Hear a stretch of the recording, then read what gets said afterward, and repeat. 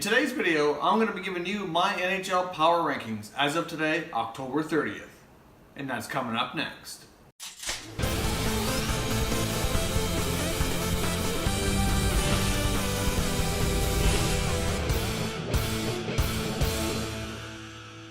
Hey everyone, what's going on? My name is Mike and welcome back to another video here at Top Shelf Hockey. As discussed in the opener, we're going to be doing an NHL Power Rankings today. I'm going to be giving you my top 10. So if you like top 10, top 5 videos and like to discuss all things hockey, then hit that subscribe button now so you don't miss any future videos. Alright, so for today's top 10 NHL Power Rankings, we're going to start at number 10 and work our way up to number 1. Number 10 this week, I'm ranking the New York Islanders. The New York Islanders have played pretty well lately. They've got a record of 3-0-1 at home, coming off a John Tavares hat trick. They're starting to get scoring out of Jordan Eberle a little bit, which is nice to see finally. He was racking up some assists early on, but he's finally got a few goals under his belt. And the Islanders look pretty good. They've got a +4 goal differential, so obviously they're scoring more than they're letting in, which is good. All of our top 10 teams have a positive goal differential as well, by the way. So the Islanders squeak in at number 10. I think they've gotten some pretty timely scoring as of late, done pretty well. Right now they're sitting in a wild card spot if the playoffs were to start today. And they're not a huge shock that they're kind of hovering around that spot right now, but they're certainly looking pretty decent and deserving to be in the top 10. Next up at number 9, I'm ranking the Vancouver Canucks. The Vancouver Canucks have done a bit of a surprise this year, having 6 wins under their belt already. Certainly getting timely scoring from some of their younger guys like Brock Besser and Bo Horvat. Goaltending hasn't been too bad either. They also have a +5 goal differential. So, I mean, obviously, that's a little bit surprising for me. I did expect their goaltending and defense to be a little bit struggling this year, and not that they've done fantastically, but they've certainly done better than expected for sure. It will be interesting to see if they can keep this up and how long they can stay in the top 10. Next up on our list of number 8, I've got the Toronto Maple Leafs. The Toronto Maple Leafs right now are coming off back-to-back losses for the first time this season, but they still boast a 7-4 record and a +5 goal differential. So the Leafs overall are still doing pretty well. Obviously, their defensive woes are their main area of improvement that they need to work on. Otherwise, things may not bode so well for the whole year. If they end up in any kind of a scoring slump, then things aren't going to be looking good. But for right now, the goals are still going in high volume, which is fantastic. They're getting lots of scoring, really pretty well rounded from a variety of sources up front. Austin Matthews, Willie Nylander, Bozak and JVR pitching in as well. A little bit slow on Mitch Marner's side of things, but things likely will pick up for him. But on the defensive side of the game is where they need to focus. If they can shore some things up, then maybe next time they'll have a chance to move up in my rankings. But for right now, I went the Leafs at number 8. Coming in at number 7 on my list, I've got the Ottawa Senators with a record of 5-1-5 and a +8 goal differential. The Sens have done well to get points in 10 out of their 11 games. So in my opinion, they deserve to be on this list, and currently is ranked just ahead of Toronto, their division, and I think as of late have played a little bit better. The Sens have also faced a fair bit of adversity with injuries. They've already lost Bobby Ryan, who's out for 4 weeks with a broken finger. Kyle Turris has missed the last few games, as well as Zach Smith. Obviously, they started the season without their top player, Erik Karlsson, as well. So the fact that they've been able to get points in 10 out of 11 games has been quite something of an accomplishment, in my opinion. Obviously, they're getting great scoring out of guys like Mark Stone and Derek Brassard. Karlsson's played great since he's been back. Anderson's looked pretty good in the net as well in most of his starts. So overall, I think the Sens are a pretty grounded team. I know the 5 overtime losses is kind of what jumps out as an area of concern. They've had some third period meltdowns, and they've already had way too many shootout games, which they've lost majority of. So really, they've left some points on the board so far with their shootout losses. If it wasn't for that, they could easily be rivaling for first place. If they would have won those shootouts and they had an extra 3 or 4 points, they'd be right up there with teams like LA and Tampa in the total points at the top of the league. Next up on my list, on number 6, I've got the Columbus Blue Jackets. The Blue Jackets currently hold a record of 7 wins and 4 losses and have a +6 goal differential.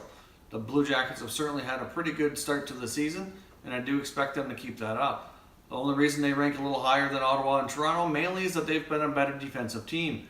I know their goal differential is just slightly below Ottawa's and just slightly ahead of Toronto's, but overall I just feel that they've been a more solid defensive team, a little bit more stable in the net as well. I think Bobrovsky's been probably would rank ahead of guys like Frederick and Craig Anderson on a lot of goaltending lists for performance so far this year, and just overall just a little bit better overall team in total.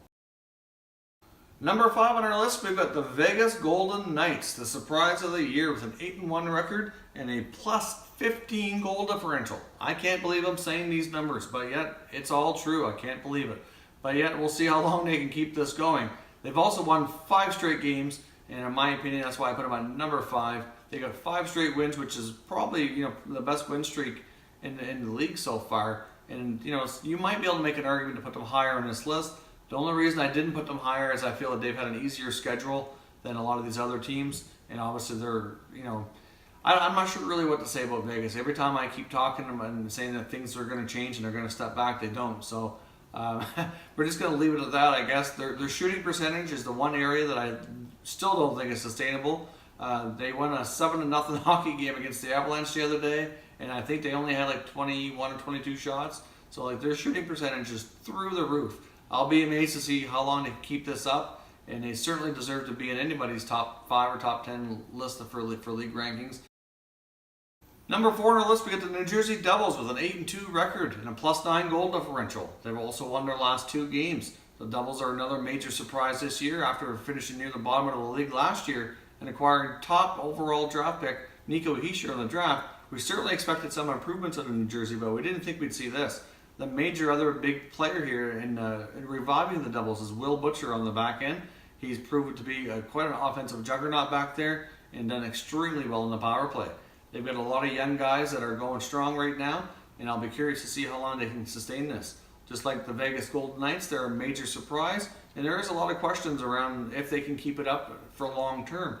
At the very least, the way the Metro Division seems to be going this year, I think that also plays into Jersey's favor, that they just might be able to grab one of those top 3 spots, because we've seen a lot of the other stronger teams kind of not start so good this year. So we'll see how this goes, but Jersey is off to a great start, and we'll see how long they can keep it up. Number 3 on our list, I'm ranking the St. Louis Blues. They've got a fantastic record of 9-2-1. They haven't lost at home, and they've got a plus 12 goal differential. The Blues are off to a fantastic start. They're getting good goaltending out of Jake Allen. Their back end has proven to be quite strong as well, even though Jay Bouwmeester missed a number of games. Alex Pietrangelo is off to a career start, which is great for him. I think he'll probably be in the Norris conversation this year, the way he's going. Up front, you would think their main weapon being Vladimir Tarasenko, but really overall they've got some pretty balanced scoring. Jaden Schwartz has really stepped up for them, and I feel like Paul Stassi's played a much better game as well. So obviously the Blues are off to a great start, certainly a little bit better than I had expected. I did have them pegged as a playoff team this year back when I did my previews before the season started, but I didn't have them ranking this high. So they're certainly a little bit of a surprise. Maybe we shouldn't be so surprised, because really on paper they do look pretty good. But overall, right now they're performing well, and they certainly deserve to be near the top of the list. They do have a big game coming up against the LA Kings, who obviously I do have ranked coming up in this list as well. So it'll be interesting to see 2 of the top teams battle it out and see who comes out on top. Next up, number 2, we've got the Tampa Bay Lightning with a 9-2-1 record and a plus 14 goal differential. The dynamic duo Stamkos and Kucherov have been absolutely tearing it up this year, and they've also been getting good goaltending from Vasilevsky, and their defense has played pretty solid as well. There really isn't too many things you can say for Tampa to work on, really, because all areas have been pretty strong so far. At this rate, they certainly will rival to be a top team for the league overall, and not a question why. A lot of people have predicted them to be a Stanley Cup favorite. Next up on my list at number 1, we've got the LA Kings, who just edged out Tampa. It was a really close call and really tough for me to decide. The main area I went with was that they have a slightly better goal differential, plus 18, and a 9-1-1 record. This LA Kings team just keep finding ways to win. It's like they've got some new life here. A lot of the team members from the 2 Stanley Cup winners a few years back are still there. Obviously, there's a fair bit of different players as well, but a lot of that core is still in place. They're getting revived seasons from Anze Kopitar and Dustin Brown. Drew Doughty's playing better. Jonathan Quick, obviously, he missed a lot of last year. That was a big reason why they didn't do better, but he's back and he's at top form as well. So obviously the Kings, right now, the way they've been playing, they certainly deserve to be number 1 on this list, in my opinion. So there you have it. There's my top 10. If I had to do an honorable mention for this week, the team that kind of almost made my list, but not quite, was the Winnipeg Jets. They've really played some pretty good hockey this year. They've been a little bit inconsistent, and if they can string together a couple of wins here, I think that they have a good shot next time, maybe beating out one of the bottom teams maybe getting themselves into like a 9th or 10th place for sure. One big omission based on performance this year so far is the Pittsburgh Penguins. Overall, if you look at how many points they had, the Penguins probably would crack a lot of people's lists, but I just couldn't justify putting them on here right now. They've got a minus 14 goal differential. I mean, they've been blown out too many times. They had to get rid of Antti Niemi because he was just stinking it up for them. Obviously, they don't have really a solid backup goaltender right now, and that's their main reason for not making this list. They're just letting in way too many goals, and after getting bombed by Winnipeg yesterday 7-1, that just kind of really bumped them out of my top 10 for sure. Because as of a couple days ago when I was starting to work on this video, they were kind of a bubble team for me to be a top 10. Then they go and get a 7-1 loss, and that just kind of bottomed them out. Although, really, if they can string a few wins together here and get themselves back on track, won't take them long to get back into the top 10 and get themselves back in contention as well. So leave me a comment down below and let me know who you think would be in your top 10 and the reasons why.